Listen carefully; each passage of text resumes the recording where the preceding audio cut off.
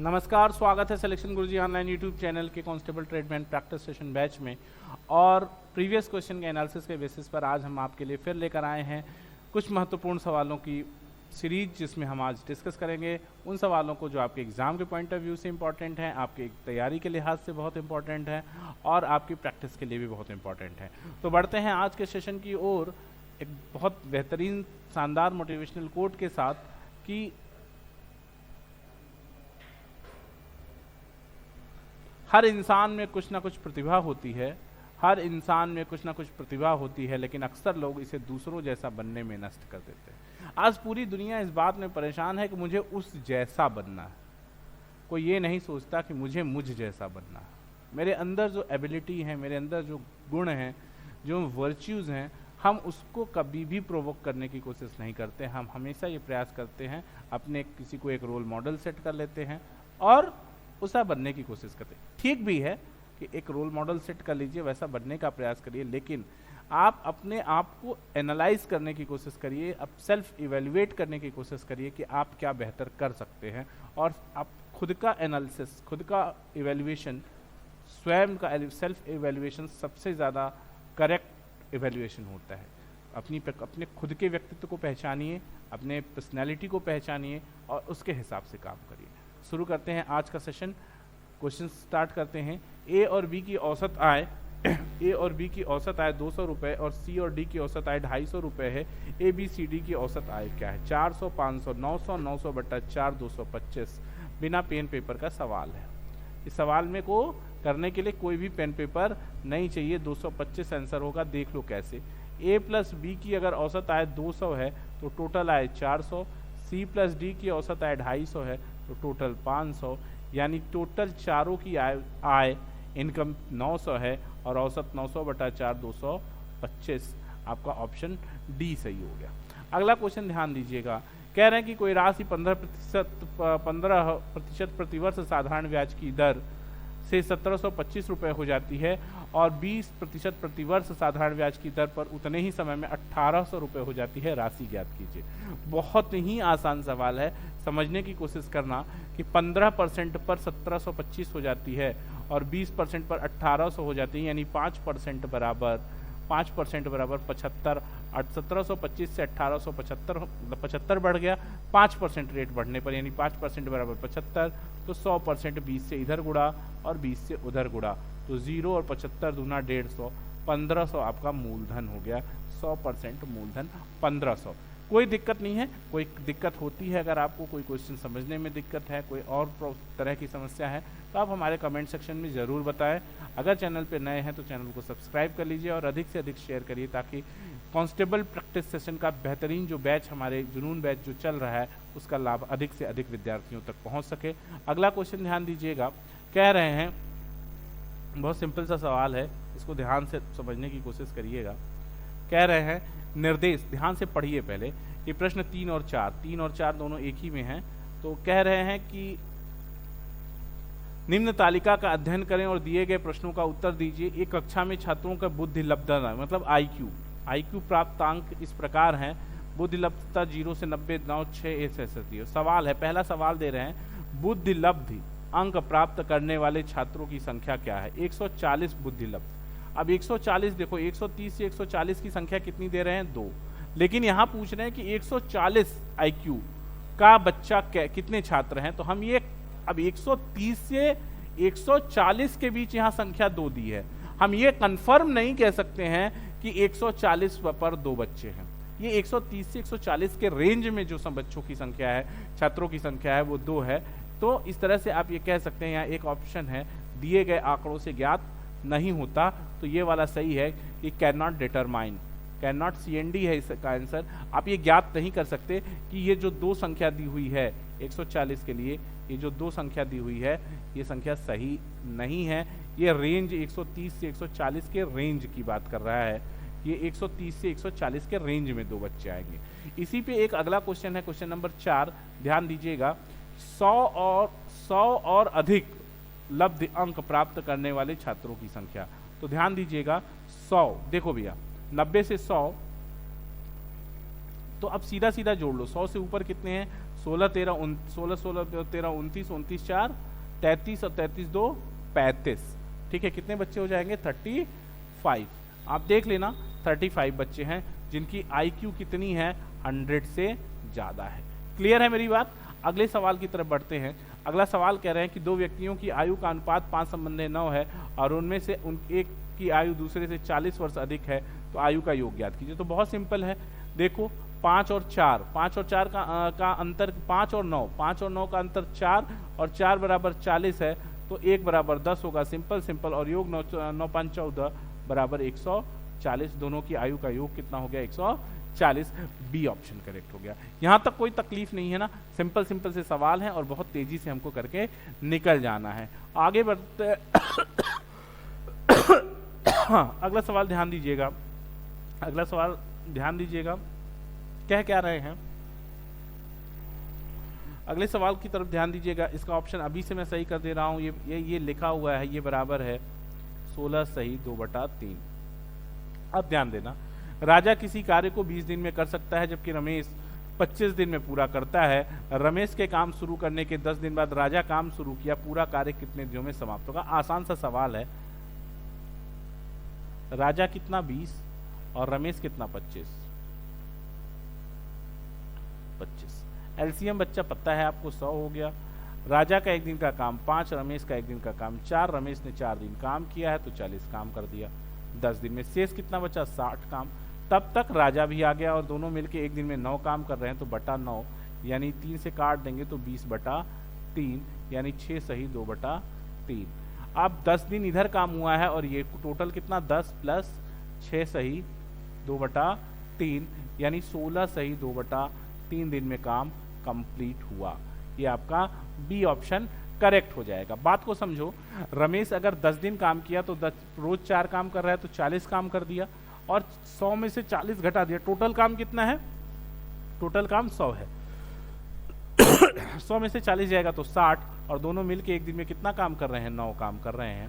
तो इस 60 काम को करने में 6 सही 2/3 दिन लगेगा रमेश और राजा को, और 10 दिन पहले रमेश ने अकेले काम किया तो कुल हो जाएगा 10 + 10 + 6 होल 2/3 यानी 16 होल 2/3 डेज। इतनी बात क्लियर है। अगला क्वेश्चन ध्यान दीजिएगा। एक कॉलेज में हुए चुनाव में एक उम्मीदवार को 62% मत प्राप्त हुए और वो 144 मतों से चुनाव जीत गया, अंतर से चुनाव जीत गया। तो कह रहे हैं कि डाले गए मतों की संख्या, अगर कोई 62% नंबर वोट पाता है तो हारने वाला कितना पाएगा? 38% वोट पाएगा और इसका अंतर बराबर है 144। 62 और 38 का अंतर हो गया 24%। 24% बराबर 144। तो total vote 100% is equal to 144/24 into 100। 12 दूनी 24, 12 बरहम 144, 2 छक्का 12, 600। ये टोटल वोट हो गया आपका। ऑप्शन सी करेक्ट हो जाएगा 600। अगला सवाल ध्यान दीजिएगा, क्या कह रहे हैं कि 1.21 और 0.09 का मध्यानुपाती क्या होगा? आपको पता है मध्यानुपाती क्या होता है? ए और बी का मध्यानुपाती क्या होता है? √a into B. तो अब इसका मध्यानुपाती क्या हो जाएगा? 1.21 इंटू 0.09। इसका रूट निकालोगे तो 1.1 इंटू 0.3। ठीक है। अब ये कर लोगे 33 और 2 अंक दशमलव लगा दोगे तो 0.33। ये आपका आंसर हो गया। अगला क्वेश्चन ध्यान दीजिएगा, कह रहे हैं कि एक छात्र 2 सही 1/2 किमी प्रति घंटे की गति से चलकर अपने स्कूल 6 मिनट देरी से पहुंचता है। अगले दिन वह उसी समय घर से चलता है और अपनी गति 1 किमी प्रति घंटा बढ़ाने पर वह 6 मिनट पहले पहुंच जाता है। स्कूल से उसके घर के बीच की दूरी ज्ञात कीजिए। तो बहुत सिंपल सवाल है, समझने की कोशिश करना। कह रहे हैं कि मान लेते हैं स्कूल से घर की दूरी d है, तो d बाई 2.5 2.5 किलोमीटर प्रति घंटा। समय बराबर क्या होता है? दूरी बटा 4। ये 2 सही 1/2 किमी है। ठीक है, माइनस d अपान 1 किलोमीटर प्रति घंटा स्पीड बढ़ा रही है तो 3.5 और बचा कितना? 6 मिनट पहले देर से पहुंच रहा था, 6 मिनट पहले पहुंच गया यानी 12 मिनट अंतर हुआ। 12 मिनट को घंटे में बदलेंगे 12/60। यहाँ सीधा सीधा एलसीएम आ जाएगा आपको 35 और 35 में 2.5 से भाग दोगे तो 14d माइनस 10d बराबर 1/5 या 4d इज इक्वल टू 7 या d is equal to 1 whole 3/4। 1/3/4 किमी। इसमें जो है आप इसको कर लेंगे, एक जो है ये इसमें 1/3/4, ठीक है। एक ऑप्शन बढ़ा लीजिए इसमें डी 1/3/4 किमी, ठीक है। इस तरह का थोड़ा थोड़ा मिस्टेक्स है, इसको आगे सुधारने का प्रयास जारी है कि भविष्य में इस तरह के गलतियां ना हो, टाइपिंग एरर ना आए। इसलिए तो आपको दिक्कत भी हो रही होगी इसको देखने करने में, तो इसमें सुधार का प्रयास जारी है और शीघ्र ही ये सारी चीज़ें सही हो जाएंगी। आगे बढ़ते हैं, अगला क्वेश्चन ध्यान दीजिएगा। कह रहे हैं कि एक विक्रेता ने किसी वस्तु का लागत मूल्य 30% बढ़ा दिया और अंकित मूल्य 286 तय किया, 286 रुपये तय किए, परंतु बिक्री के समय उसने खरीदार को 10% छूट दी, लाभ का प्रतिशत ज्ञात कीजिए। सिंपल सा सवाल है, समझने की कोशिश करना। कह रहे हैं कि एक विक्रेता किसी वस्तु का लागत मूल्य 30% बढ़ा देता है, यानी 130% कर देता है, और उससे अंकित मूल्य कितना हो गया 286, तो सीपी 100% बराबर आ जाएगा, सीपी 100% बराबर 286 बटा 130 गुणित 100, ये 100% है, बराबर 0 से खत्म हो गया है, 13 दूनी 26, 13 दूनी 26, ये हो जाएगा 220। ये क्या है सीपी है 220 सीपी आ गया। अब क्या कह रहे हैं, परंतु उसने खरीदते समय 10% की छूट दे दी। अब अगर अंकित मूल्य 286 रुपये है और कोई छूट दे देगा 10% की, तो कितनी छूट दे देगा 28.6 की छूट दे देगा, तो बेचेगा कितने में 0.4, 15 में से 8 जाएगा 7 और 5 में से 2 जाएगा 7 में से 2 जाएगा 5, 57, 257.4 में बेचेगा। तो छूट कितनी हो गई, छूट तो क्या कह रहा है लाभ प्रतिशत 220 का सामान। अब ये एसपी है, एसपी कितना आ गया आपका, एसपी आपने निकाल लिया 257.4, तो प्रॉफिट कितना हो गया 220 का सामान, 220 रुपए का सामान 257.4 में बेचा, तो profit percent is equal to, profit हो गया 37.4 बटा 220 गुणित 100। ध्यान देना 0 से खत्म हो गया, 11 दूना 22, 11 तिया 33, 4 37, 11 चौक 44, 1.7, ये बराबर आ गया 17%। कितना आंसर आ गया 17% इसका आंसर आ जाएगा। आप इसको 17% इसका आंसर हो गया, ये ऑप्शन ए सही है। अगला क्वेश्चन फिर से देख लो इसको। कह रहे हैं कि एक विक्रेता किसी वस्तु को लागत मूल्य से 30% बढ़ाकर मूल्य अंकित करता है, अंकित मूल्य 286 है, यानी 130% बराबर 286, तो सीपी आपने निकाल लिया 220, यानी 220 रुपए का सामान था, 10% डिस्काउंट ऑफर हो रहा है, 286 में 10% डिस्काउंट ऑफर होगा तो 28.6 हो जाए की छूट हो जाएगी, यानी एसपी कितनी आ जाएगा, एसपी आ जाएगा आपका 257.4, यानी प्रॉफिट हो जाएगा 37.4 बटा 220 गुणित 100, 17% का आपको लाभ प्राप्त हो जाएगा। अगला क्वेश्चन ध्यान दीजिएगा। लोहे से बने एक ठोस प्रिज्म में 5 प्रिज्म ठोस सम प्रिज्म 5 सेमी, 10 सेमी और 13 सेमी भुजाओं वाले त्रिभुज की अनुप्रस्थ काट है और इसकी ऊंचाई 10 सेमी है। यदि लोहे के एक घन सेमी का वजन 7 ग्राम है तो प्रिज्म का वजन लगभग कितना होगा। तो सिंपल सा सवाल समझने की कोशिश करना। प्रिज्म कुछ ऐसा होता है, प्रिज्म कुछ ऐसा होता है।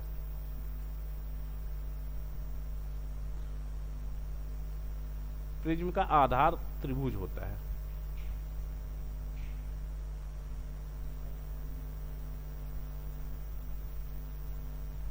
कुछ इस आकार का प्रिज्म होगा, ये त्रिभुज ही मान लो, ये है, ये त्रिभुज ऐसा होगा। तो त्रिभुज प्रिज्म का आयतन होता है आधार का क्षेत्रफल, प्रिज्म का आयतन बराबर आधार का क्षेत्रफल गुणित ऊंचाई। अब आधार क्या है, आधार एक त्रिभुज है 5 सेमी, 10 सेमी और 13 सेमी का एक त्रिभुज इसका आधार है। तो त्रिभुज का क्षेत्रफल निकालेंगे और आधार उसकी ऊंचाई जो 10 दे रहा है, ऊंचाई कितना दिया हुआ है 10 सेमी, 10 सेमी का गुणा कर देंगे तो इसका आयतन आ जाएगा और आयतन में 7 ग्राम का घन सेंटीमीटर, तो 7 से गुणा कर देंगे तो आधार का क्षेत्रफल क्या आ जाएगा, त्रिभुज है तो 5 है भुजा और 10 है और 13 है, तो 5 8 5 13 10 28, यानी यस बराबर कितना आ जाएगा 14 आ जाएगा, यानी आधार का क्षेत्रफल निकालेंगे आप तो अंडर रूट यस माइनस ए, यानी 13 घटाओगे तो 1, 10 घटाओगे तो 4 और 5 घटाओगे तो 9 और गुणित 10, और वजन निकालना है तो यहीं से गुणित 7 कर लो, कहानी खत्म। ये आप सॉल्व करेंगे तो 2 3 6 करनी में 14, 14 का वर्गमूल हो जाएगा 3 3 के 9, 4 चौके 16, 14 का वैल्यू हो जाएगा आपका अंडर रूट 14 3.74 और गुणित 10 गुणित 7। जैसे ही आप इसको सॉल्व कर लेते हैं आपको मिलेगा 1571.8 ग्राम। ठीक, 1571.8 ग्राम, ए ऑप्शन सही है। अगला क्वेश्चन ध्यान दीजिएगा, कह रहे हैं कि 800 रुपए की राशि साधारण ब्याज की एक निश्चित दर पर 3 वर्ष में 956 रुपए हो जाती है। यदि ब्याज दर 4% बढ़ा दिया जाए तो यह राशि 3 वर्ष में कितनी हो जाएगी। तो बहुत सिंपल सा सवाल है, ऐसे सवालों को देख के परेशान नहीं होना है। आप सीधा 800 मूलधन लो और इस पे 3 वर्ष में 4% की दर से ब्याज निकाल लो तो मिल जाएगा आपको 8 तरीके 24 और 24 चौका 96। यही ज़्यादा ब्याज मिलता। 956 में जोड़ दीजिए, आपको आंसर मिल जाएगा 6 6 12 1 10 5 15 1 1052 आपका आंसर बी ऑप्शन है। बात को समझो, कह रहे हैं कि 800 रुपए की राशि साधारण ब्याज की एक निश्चित दर से 3 वर्ष में 956 हो जाती है। अब कुछ बच्चे क्या करेंगे कि यहीं पे दर निकालना शुरू कर देंगे। ऐसा कुछ नहीं करना है, आपको रेट वेट निकालना ही नहीं है दोस्त। करना क्या है, अब इसको सबसे स्मार्टेस्ट वे है इस क्वेश्चन को सॉल्व करने का कि कह रहे हैं कि यदि ब्याज 4% बढ़ा दी जाती तो हम 4% की दर से 800 रुपए का 3 वर्ष का ब्याज ही निकाल के डायरेक्ट जोड़ दें 956 में, आंसर मिल जाएगा आपको। या तो कुछ, अब देखो, एक तो यही अप्रोच है। दूसरा अप्रोच जो बच्चे यूज करते हैं कि 800 रुपया 156 हो गया, 956 हो गया, यानी ब्याज 156 रुपए हो गया तो ब्याज बराबर मूलधन गुणित दर गुणित समय, फिर दर निकाल लेंगे, दर को फिर 4% जोड़ के फिर से निकालेंगे। तो ऐसा कुछ नहीं करना है, ऐसा कुछ भी नहीं करना है। करना क्या है, 800 ही रुपए का 3 साल का 4% से ब्याज निकाल लीजिए और 956 में जोड़ दीजिए, आपको आंसर मिल जाएगा। अगला क्वेश्चन ध्यान देना, एक बल्लेबाज 17वीं पारी में 87 रन बनाता है और इस प्रकार उसका औसत 3 रन बढ़ जाता है। एक बल्लेबाज 17वीं पारी में 87 रन बनाता है, इस प्रकार उसका औसत 3 रन बढ़ जाता है।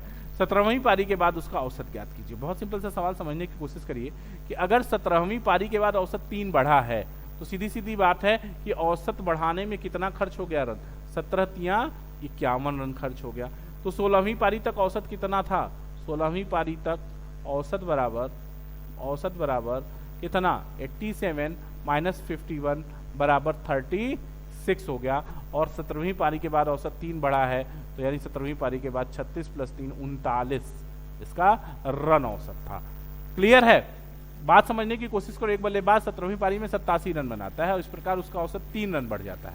यानी 17वीं पारी के बाद अगर औसत 3 रन बढ़ा है तो उसको रन कितने खर्च हो गए औसत बढ़ाने में, 17 तिया 51, बचा 26, यही 26 16 36 बचा 36, यही 36 16वीं पारी तक का औसत था। और जब 17वीं पारी में 87 रन बना तो 36 रन तो खर्च चला गया एवरेज एडजस्ट करने में, और बचा जो 51 रन वो 3 रन बढ़ गया 17वीं पारी में, यानी औसत हो गया 39। यहाँ तक कोई तकलीफ नहीं है। आगे बढ़ते हैं, अगला क्वेश्चन ध्यान दीजिएगा। कह रहे हैं कि किसी वस्तु को 25% की छूट पर 3600 रुपए में बेचा जाता है, अंकित मूल्य ज्ञात कीजिए। ध्यान से समझने की कोशिश करिएगा। कह रहे हैं कि किसी वस्तु को, अच्छा एक बात बताओ, 75% अगर 36 है तो 100% 48 होगा, सीधा सीधा कहानी है। 25% की छूट यानी 75% बराबर 3600, या ऐसे सोचो ना, 25% की छूट तो लिया कितना, 3/4, 3/4 बराबर 3600, 1200 और 12 चौक 1 बराबर 4800। ये हो गया आपका अंकित मूल्य। अगला क्वेश्चन ध्यान दीजिएगा। कह रहे हैं कि एक फल विक्रेता एक निश्चित मूल्य पर आम बेचकर 25% का लाभ होता है यदि वह, ध्यान से सवाल समझिएगा, बिना पेन पेपर सॉल्व करेंगे। एक फल विक्रेता को एक निश्चित मूल्य पर आम बेचने पर 25% का लाभ होता है। यदि वह प्रत्येक आम का मूल्य 1 रुपये अधिक वसूले तो उसे 50% का लाभ होगा। आरंभ में आम की कीमत क्या थी। बहुत सिंपल सवाल समझने की कोशिश करना। देखो यार, 2 ऑप्शन तो आप ऐसे ही काट दो। देखो पहले 5 ही रुपए वाला ऑप्शन लेते हैं। अगर 5 रुपए में बेच रहे हो और 25% का प्रॉफिट पा रहे हो, यानी 125% बराबर 5, तो सीपी कितना हो जाएगा, सीपी हो जाएगा 4 रुपए। क्लियर बात। अब अगर कोई 4 रुपए का सामान है, 4 रुपए का आम है, 25% प्रॉफिट के साथ बेचना है तो 5 रुपए में बेचोगे।